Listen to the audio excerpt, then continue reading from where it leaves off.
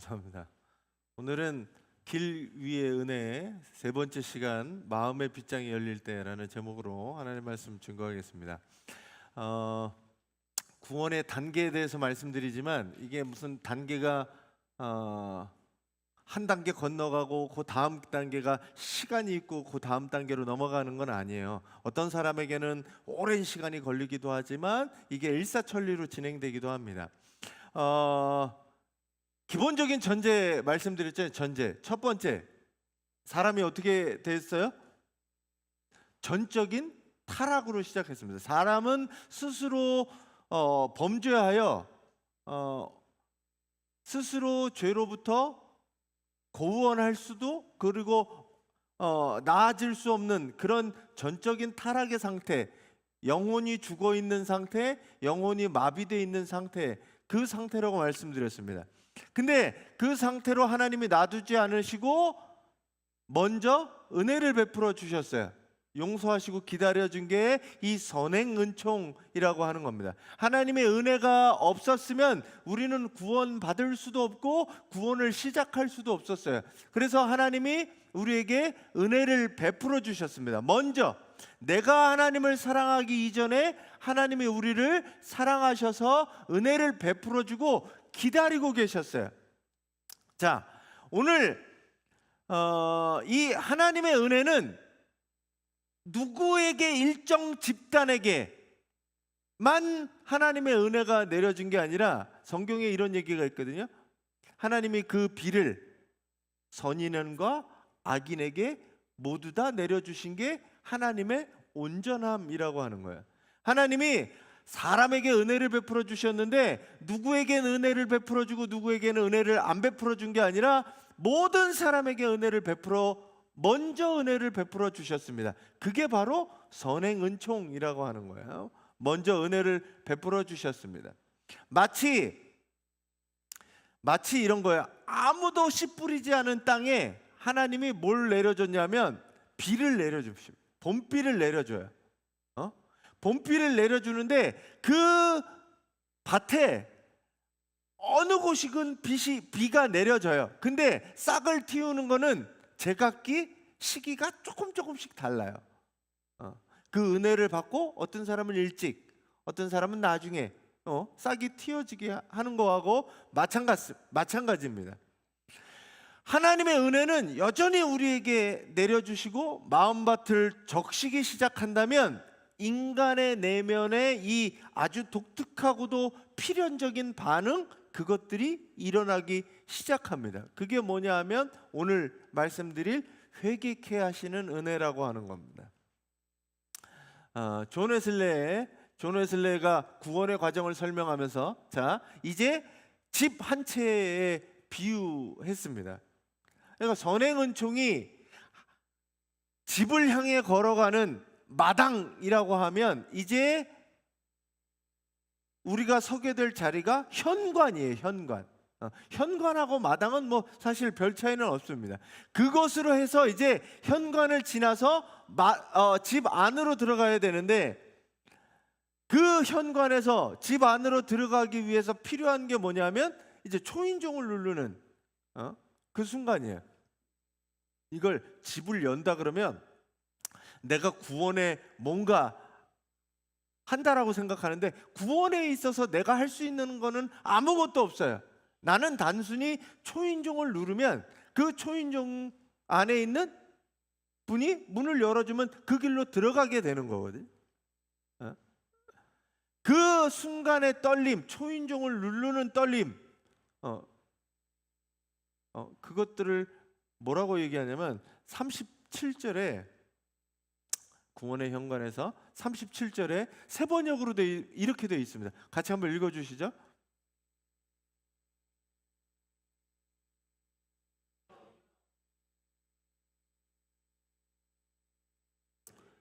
자, 오늘 본문에 나오면 뭐라고 되어 있냐면 성령의 오순절날 성령이 임하시는 그날 베드로가 설교를 하게 됩니다. 복음적인 설교를 쭉 해요.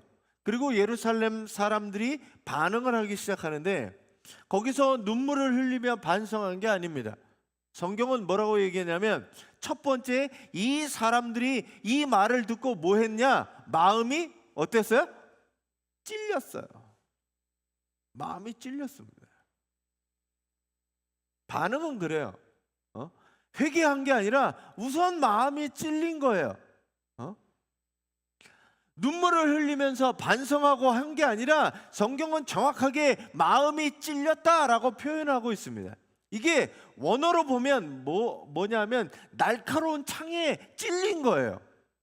가슴이 아픈 거예요. 통증을 느낀 거예요.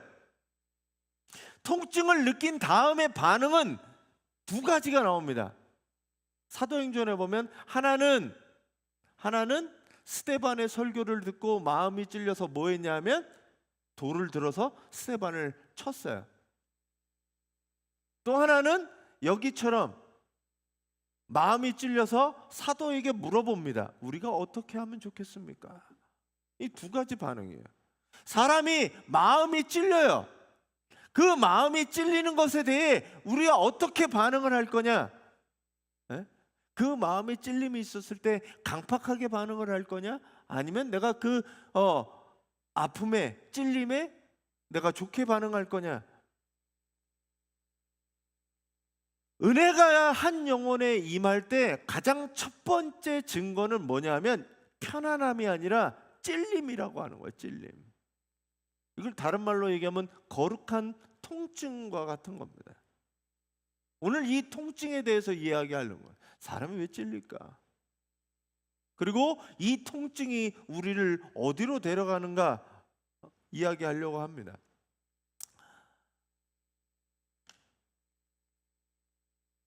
사람이 말씀을 듣고 거기에 마음이 찔려서 회개하게 되는데, 회개라고 하는 단어를 들으면 대부분 눈물 흘리면서 내 잘못을 반성하는 것, 이 정도로 회개를 생각합니다. 사실 세상의 도덕이나 철학, 종교에서도 반성과 성찰은 얼마든지 강조하고 필요합니다. 우리 종교가 아니더라도 반성하고 뉘우치고 하는 것들이 필요하지요. 새해가 되면 많은 사람들이 자기의 잘못을 반성하고 새롭게 결심합니다. 근데 오늘 성경이 말하는 이 회개, 웨슬리가 말하고 하는 이 회개는 다른 얘기예요. 회개케 하시는 은혜라고 하는 것은 차원이 다른 이야기입니다. 이걸 신학자들은 복음적 회개라고 얘기합니다. 이게 뭐냐면 이런 거예요. 선행 은총을 통해서 하나님이 내게 은혜를 베푸셨구나 라고 영적인 눈이 아주 살짝 떠진 사람은 뭐냐면 하나님의 율법에 자기를 비추어 보게 됩니다. 하나님의 말씀에 자기를 비추어 보게 돼요. 그러다 보면 무슨 생각이 드냐면 내 과거의 실수와 죄와 잘못들이 드러나지게 되는 거예요. 백화점 탈의실 안에 거울 앞에 서 보셨어요? 집에서는 겉옷으로는 잘 알지 못하는 옆구리의 살들 이런 것들이 거울 앞에 서면 낱낱이 드러나게 됩니다. 하나님의 율법도 마찬가지. 하나님의 율법은 사실은 율법은 우리로 하여금 거울 앞에 서게 하는 것까지가 율법의 역할입니다.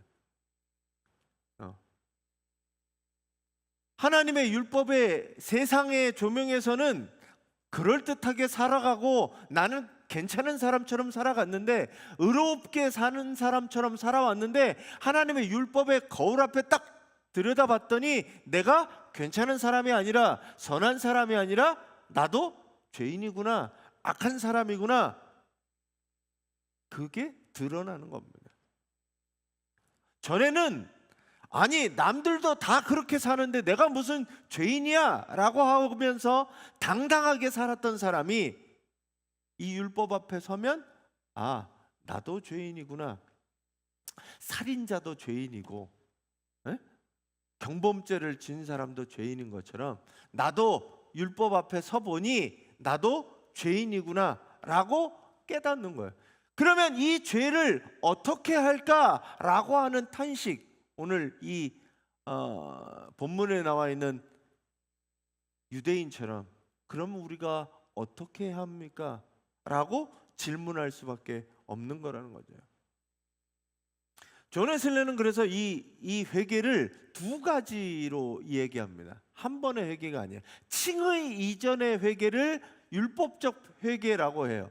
그래서 칭의를 경험한 사람, 그 전에 나로 하여금 회개를 통해서 의로워지게 되는 첫 번째 한 번의 회개가 있고, 이게 율법적 회개예요. 그리고 두 번째 회개가 있는데, 이게 뭐냐면 복음적 회개가 있다라는 겁니다. 이게 두 가지 회개가 우리의 삶에서 계속되는. 첫 번째 회개는 한 번만 있으면 돼요. 구원받기 위한 회개. 주님이 나의 주님입니다, 나의 구원자이십니다, 나의 그리스도입니다 라고 고백할 때 첫 번째 회개, 이게 율법적 회개예요. 자, 어떤 사람들은 중간에 이제 몇 개, 우리나라도 몇 개 이단, 구원파라든지 류광수 다락방이라든지 얘기하는 사람들이 이 회개를, 이 두 가지 회개를 혼동합니다.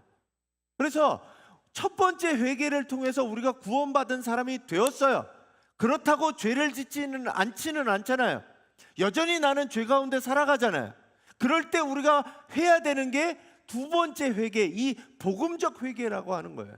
나를 날마다 깨끗이 하는 복음적인 회개, 이 두 가지가 사람에게는 필요합니다. 그래서 한 번 회개했다고 끝나는 것이 아니라 여전히 우리 삶에는 우리의 죄악들을 씻어내는 행위, 그 복음적 회개가 필요하다라는 거예요. 그래서 회개는 구원의 시작점, 그 한 번의 회개와 더불어서 평생 성도들의 삶 속에서 계속되는 은혜의 통로인 이 복음적 회개가 필요하다라는 겁니다. 이 두 가지 회개를 혼동하시면 안 돼요. 이 회개라고 하는 말 하나 때문에 이거나 저거나 혼동하는데 둘 다 필요한 거예요. 자, 이 회개의 자리에 가는 인간에게 필요한 것이, 깨달아야 할 것이 두 가지가 있습니다. 이걸 정확하게 깨달아야 돼요. 자, 첫 번째 한번 읽어주세요.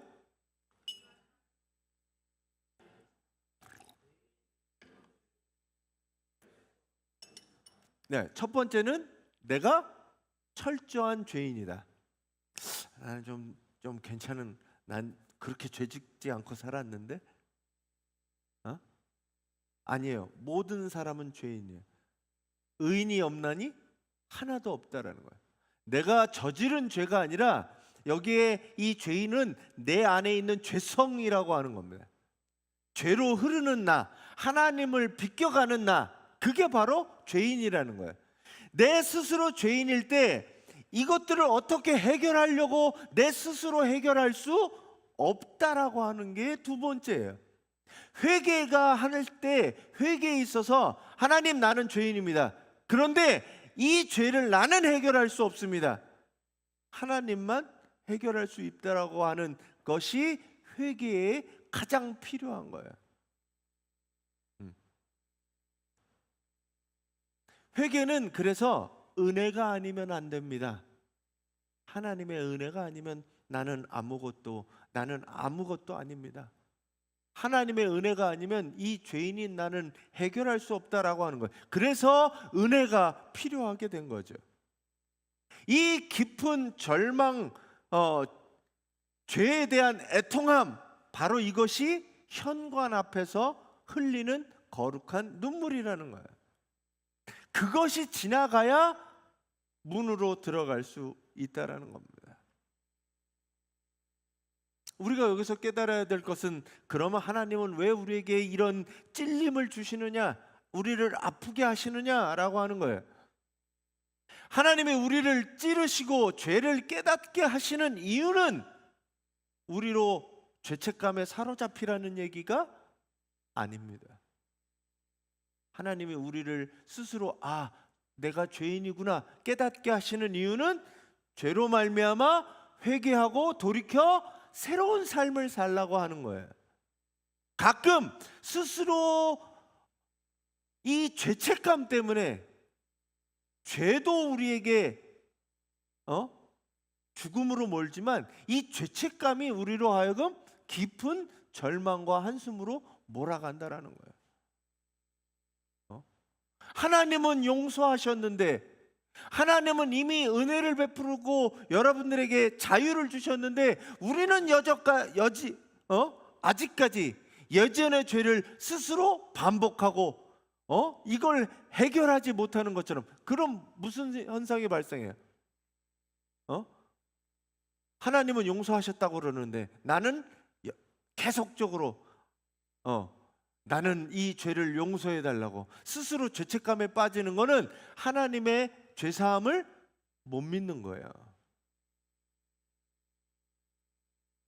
그래서 죄책감도 죄에 들어갑니다. 계속적인 죄책감? 하나님을 믿지 않는 거예요. 하나님이 용서하셨다고 하잖아요. 그래서 우리는 뭐 해야 되느냐? 하나님이 우리를 죄책감을 주시려고 하는 게 아니라 죄를 깨닫고 바꾸어 용서하시려고 하는 겁니다. 만약에 이걸 예를 들어서 설명하면 이런 거예요. 만약에 의사가 환자한테 당신은 암입니다. 암입니다. 그러고 끝났어요. 그러면 그건 뭐예요? 암이라고 얘기 들은 사람은 사형 선고하고 똑같은 거예요. 당신은 암입니다. 그러면 뭔가 다른 방법을 제시해야 될 거 아니에요. 거기서 내가 암이니 어떻게 내 살아온 삶을 반성하고 그럼 먹는 거를 잘 먹을 걸 그러라는 얘기가 아니잖아요. 그래서 어떻게 하라는 얘기예요? 의사가 처방을 시작하잖아요. 수술을 받고 항암을 하시고 하는 이야기들을 하잖아요. 주사도 맞으셔야 되고. 그 찔림이라고 하는 게 그런 찔림이라는 거죠. 병명을 정확하게 알려준 이후에는 반드시 수술대로 치료실로 환자를 인도해야 하는 거죠. 하나님의 찌르심이 이와 같은 겁니다.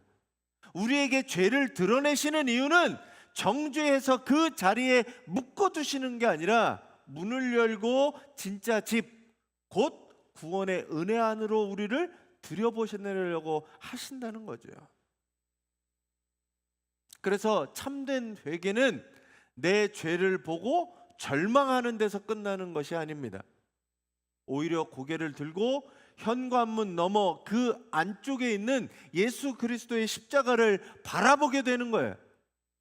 나는 소망이 없으니 주님의 보혈로, 주님의 십자가로 나를 덮어주소서. 비록 내 안에 죄과들이 있지만, 여전히 죄악 속에 물들어 사는 나지만 그리스도의 피로 깨끗게 하셔서 이 죄악들을 없이 살도록, 이제는 죄 짓지 않고 살도록 인도하옵소서라고 하는 거죠. 가늠한 여인이 붙잡혀 옵니다. 예수님 앞에 바리새인들과 이렇게 사두개인들이 가늠한 여인을 붙잡아요. 예수님을 공경하게 어려움에 몰려고 가늠한 여인들을 붙잡아잖아요. 그래서 모세율법에는 이 여인을 죄로 돌로 치라고 했습니다. 어떻게 해야 됩니까? 예수님 난감하죠.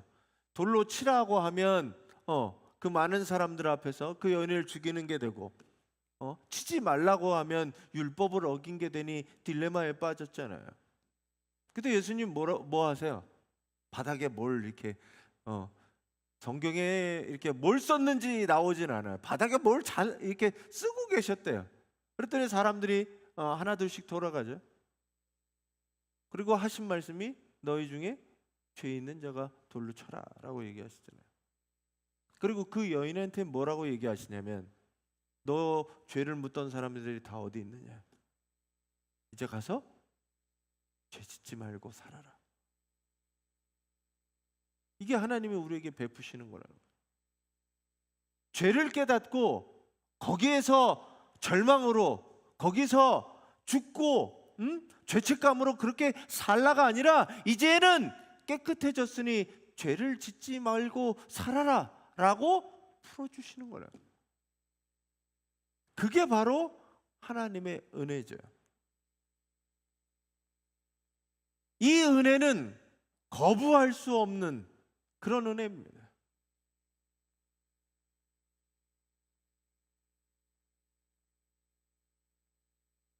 우리가 회개를 통해 이 회개케 하시는 은혜를 통해서 그 다음 은혜인 칭의와 거듭남으로 나아갈 수 있습니다. 오늘 회개케 하시는 것, 죄책감이 든 것, 뭐 해야 되는 거예요? 회개해야 되는 거야. 회개하냐 안 하냐는 사실 여러분들의 자유입니다. 이건 하나님도 어쩔 수 없는 거예요. 우리는 그 모든 걸 듣고 이제 우리의 죄를 깨달았으면 뭐 해야 되느냐? 회개하고 기쁨으로 나아가면 돼요. 다시 그러지 말라는 거예요. 그래야 구원의 단계로 넘어갈 수 있는 겁니다.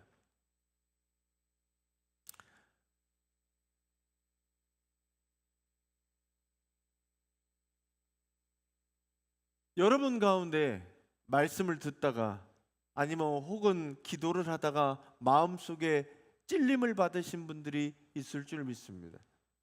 내 숨은 죄가 부끄러워 하나님 앞에 도무지 고개를 들고 말할 수 없는 순간이 있었습니다. 그때 낙심하지 마시고 지금도 여러분 안에 역사하시는 하나님의 은혜를 기억하시며 이 찔리게 하시는 것도 하나님이시구나.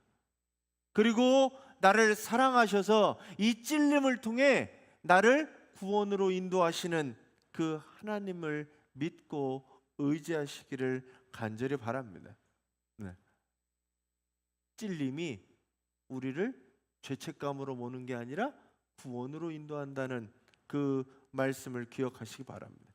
그래서 자, 오늘 37절, 38절입니다. 38절 같이 한번 읽어주세요.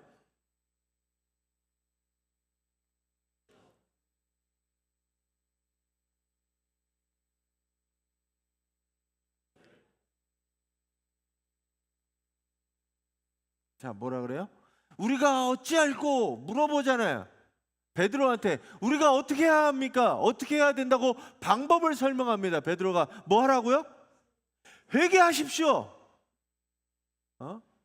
회개하고 우리에게 다가오는 거는, 회개를 통해 우리에게 오는 거는 죄책감이 아니라 뭐예요? 죄 용서라고 하는 거예요. 죄 용서. 하나님의 우리를 용서하셨다라고 하는 거예요. 그러면 그 용서하신 하나님께서 우리에게 성령을 선물로 주신다라고 말씀하고 있습니다. 이거는 한 번의 회개, 그리고 복음적인 회개도 마찬가지입니다. 회개하고 죄 용서를 받은 이후에 우리의 삶은 평안한 성령과 함께 평안으로 살아가는 거죠. 여러분 안에 이 거룩한 찔림들이 누구나 있을 것 같습니다. 세상에 의인은 하나도 없으니 우리도 여전히 죄악 가운데 있으니 찔림이 있죠. 그 찔림을 외면하지 말고 회개하시기 바랍니다. 그리고 내 자존심과 고집의 빗장을 풀고 주님 앞으로 돌아가시기 바랍니다. 그리고 회개를 통해 우리에게 부어주시는 평안과 기쁨으로 여러분들의 삶이 충만하시기를 간절히 바랍니다.